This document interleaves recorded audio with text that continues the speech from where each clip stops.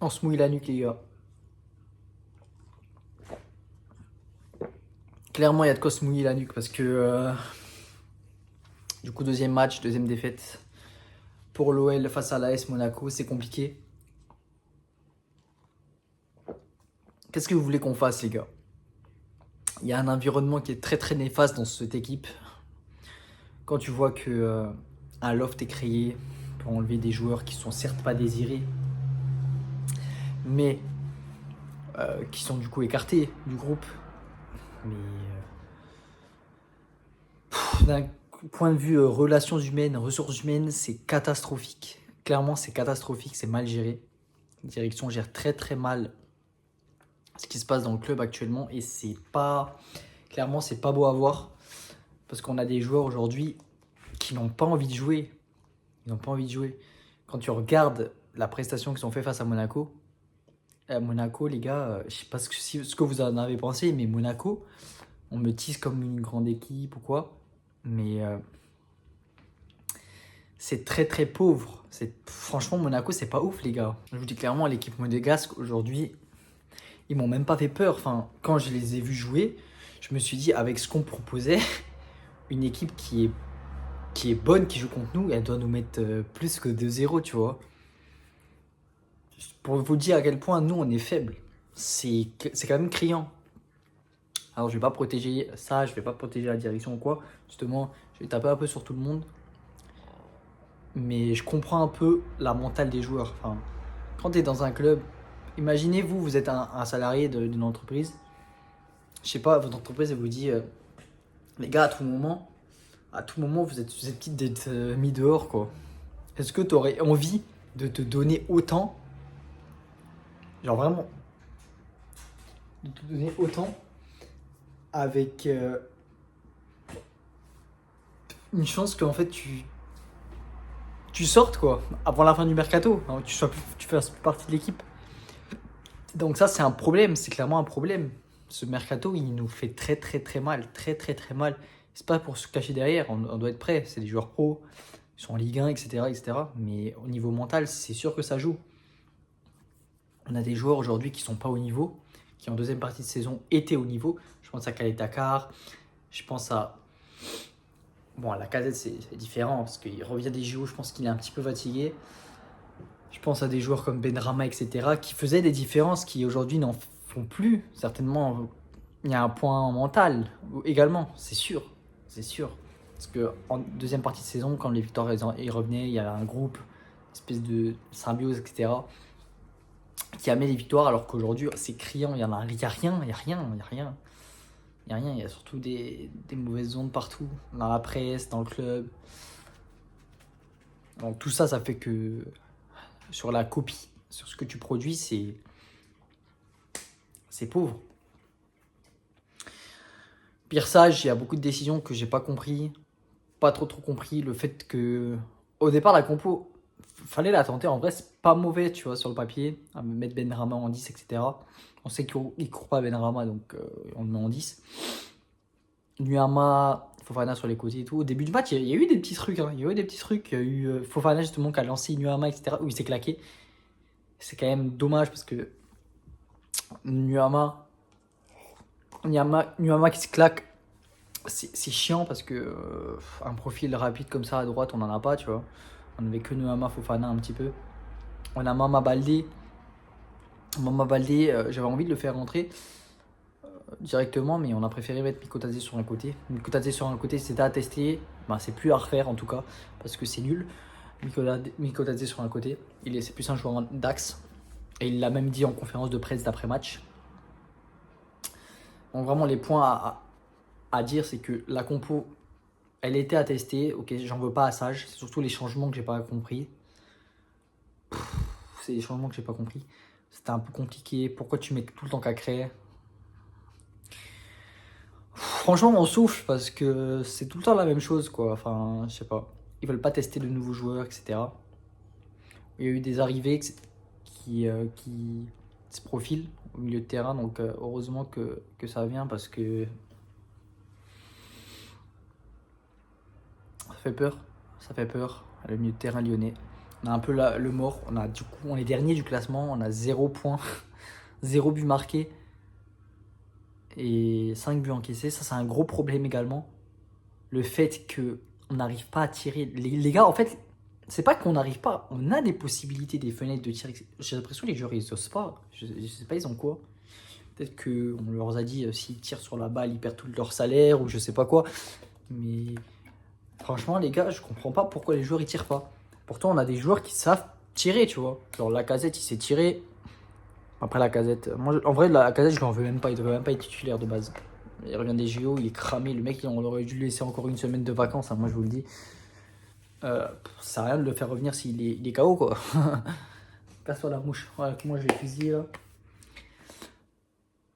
Tu devais mettre Mikotadze en 9, tu devais mettre Mikotadze en 9, tu devais mettre Mikotadze, Noama, Fofana. Ça aurait été la bonne compo. Après, si Nuama il se claque, tu mets Mama Baldé. Ça aurait pu déjà être mieux parce que la casette, je l'ai trouvé fantomatique. Il y a beaucoup trop de choses à dire en fait. On va commencer par. Je vais faire, vous savez quoi, un point par point. Défense, milieu, attaque. Et ensuite, on va faire un top flop.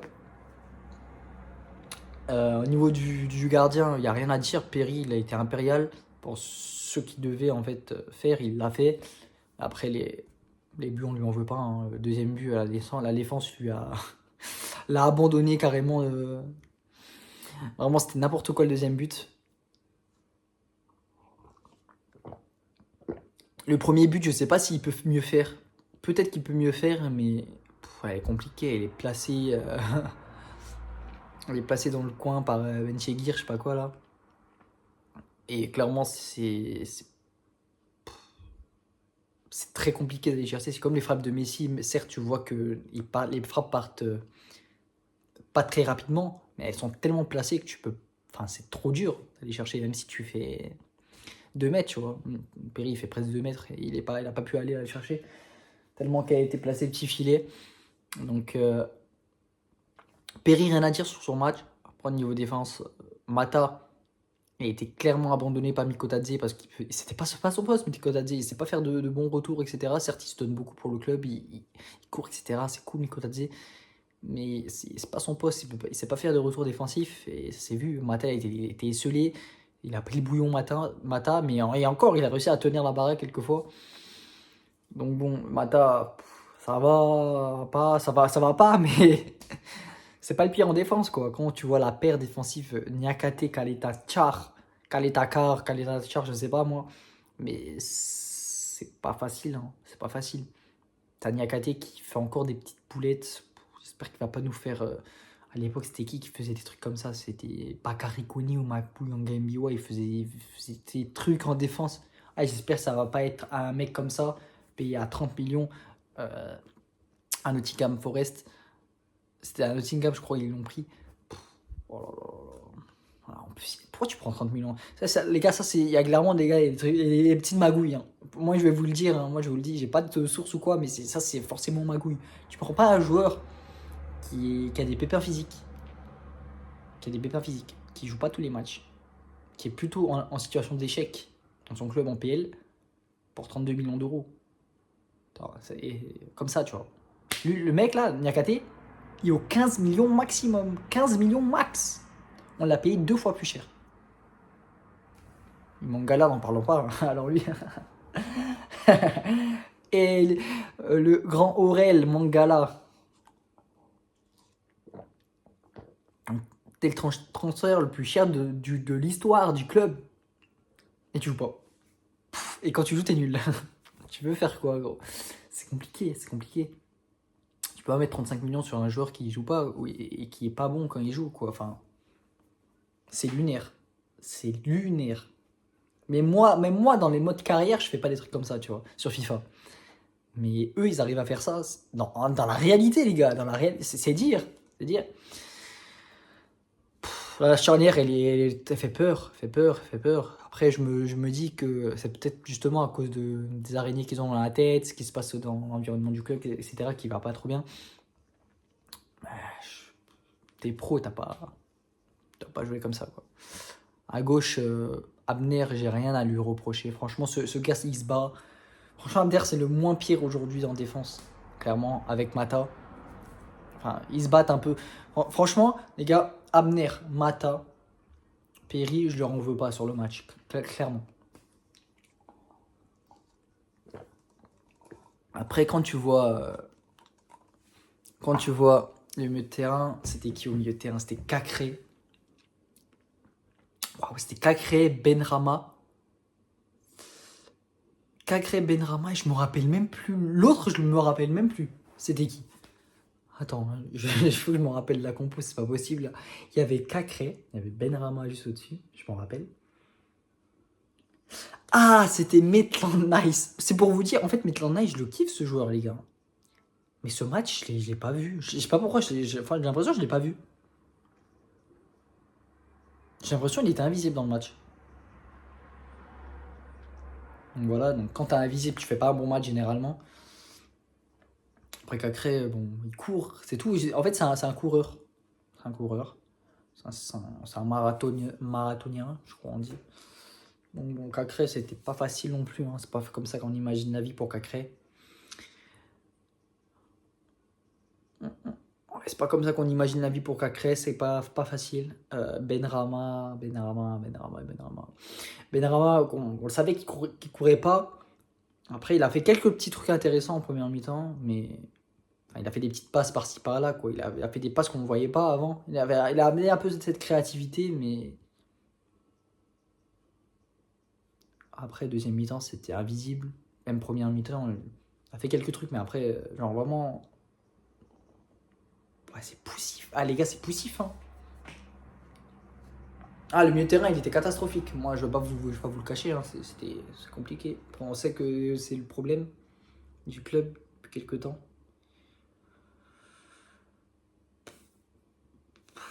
Ouais. Ouais, c'est pas facile.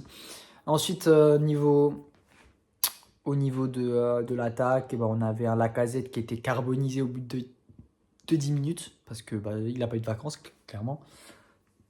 Les gars, imaginez-vous, genre vous faites une saison de. Je sais pas, vous jouez une saison de fou qui est éprouvant mentalement, physiquement, parce que ton équipe elle était dernière, vous arrivez à partir en Europa, etc.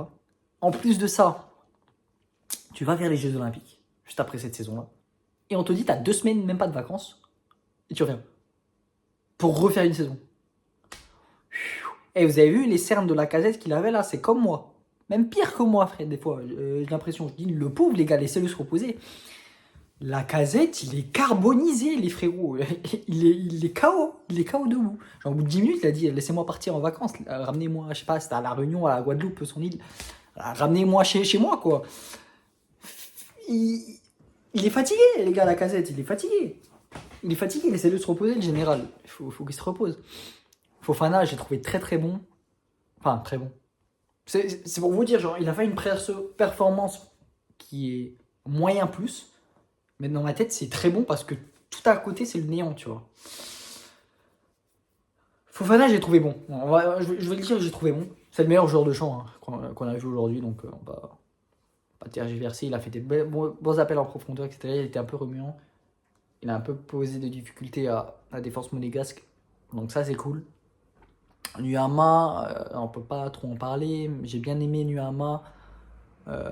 Par ses Moi, en fait, les joueurs de Nuama Fofana, j'aime beaucoup parce que c'est des mecs qui savent amener du danger en fait. Même si Nuama, comme d'habitude, il a tout le temps ces problèmes là d'allier, d'être tranchant en fait. Ce mec il court, mais il est pas tranchant. S'il arrive à être tranchant et à être tueur, ça va être un top player. Mais s'il n'arrive pas à passer ce cap là, ça va rester un joueur mid moyen plus quoi. Après, il est jeune donc, et il s'est blessé, donc on va pas le noter. Sur ce match, c'était qui l'a remplacé? Mikotadze. Bon, Mikotadze, voilà quoi, voilà. C'est pas son poste. Il a pas été bon.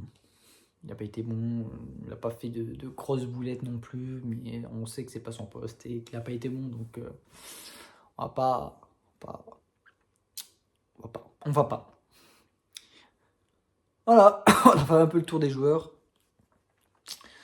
Les entrants, j'ai bien aimé Mamba Baldé comme d'habitude, qui fait des bonnes entrées. C'est intéressant parce que ce mec, c'est un battant, mais on ne le fait pas jouer, je comprends pas.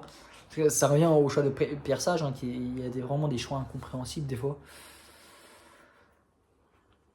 Même il tarde à faire des changements, à faire des trucs. Voilà. Les tops, les flops, je vais donner 3 tops.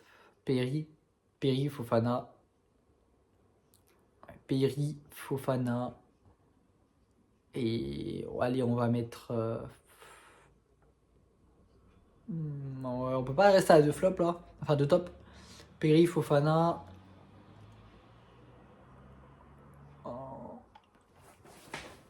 Peri, Fofana. Peut-être Abner. Soit Abner, soit... comment il s'appelle le type. Peri, Fofana. Ou Abner. Ou... je sais pas. Franchement, je sais pas. Ah, c'est pour vous dire, il n'y a pas de bons joueurs là. Enfin, c'est compliqué. Peri, Fofana. Ouais, Abner. On va mettre Abner. On va mettre Abner. Parce que c'est Abner qui sort de mon cerveau, donc on va mettre Abner. Peri, Fofana, Abner. Peri, il était impérial. Fofana, c'était le meilleur joueur de champ. Et Abner, parce qu'il était bof. Voilà. Et l'entrée de Marwan Baldé en seconde mi-temps que j'ai bien aimé. Bon, en flop, on va mettre tout simplement le père Benrahma. On va mettre tout simplement la charnière qui défend Kaletakar, machin, là, et Nakate. Kaletakar, Nakate, Benrahma en flop.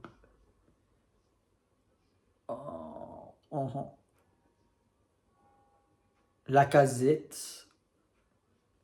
Ça se tape au milieu de terrain maintenant. Enfin, Lacazette, Maitland Nice, je pense. Ah, je sais pas, franchement, les gars, les flops, je peux mettre presque toute l'équipe à part ceux que j'ai dit, quoi. Ils sont tous mauvais, hein. Vraiment tous un peu mauvais. Donc voilà, il y a vraiment du chantier, mais comme je vous le dis, et je pense ça peut aller mieux quand le mercato sera terminé, quand les joueurs auront enfin la tête reposée, qui seront à nouveau derrière la direction, derrière Sage. Parce que je pense que le mercato vraiment nous fait vraiment très mal ici. Et quand ici ça va mal, les gars, tout le corps ça va mal. Tout le corps ça va mal. Et vous pouvez pas en fait donner votre plein potentiel, vous battre en fait à fond. Si là ça va mal, si votre club il vous dit que tous vos mecs soit à vendre, que tu sais même pas si tu vas rester au club, etc. Comment tu as envie de te donner à fond si ton entreprise te dit, les gars, peu importe vos statuts ou quoi, tout le monde a avant, on a besoin de sous. Donc comment tu veux être à 100% si tu n'es même pas sûr en fait de commencer la saison, enfin de continuer la saison, tu vois.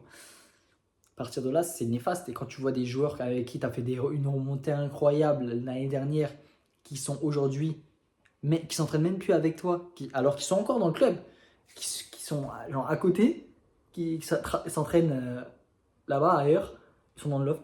Comment tu veux que ce soit, enfin les joueurs soient bien, quoi. Enfin, c'est des joueurs avec... Faut se mettre à la place des joueurs, t'as fait un truc de fou, fait une remontée de fou, et les joueurs avec qui t'as fait cette remontée aujourd'hui sont mis de côté, quoi. Comme des malpropres, et on leur dit dégage. Tout ça, ça fait que l'Olympique Lyonnais aujourd'hui va très mal, et ça fait mal au cœur, quoi. Parce que c'est mal géré, c'est très mal géré, c'est un gros problème de gestion d'hommes, de gestion d'effectifs. C'est pas pro du tout. Enfin, dans un club professionnel, les gars, vous avez pas... faut pas faire ça, quoi. Enfin, pas besoin de leur donner de leçons, je pense qu'ils savent qu'il faut pas faire ça. Mais ils le font quand même, donc bon. Voilà où on en est. Bon, j'espère que les gars, cette vidéo vous a plu. Enfin, j'ai un peu dit ce que j'ai pensé de ce marasme qu'on a eu. Prochain match, c'est Strasbourg à domicile, donc il y a moyen qu'on se relève si le mercato se termine sans encombre, sans...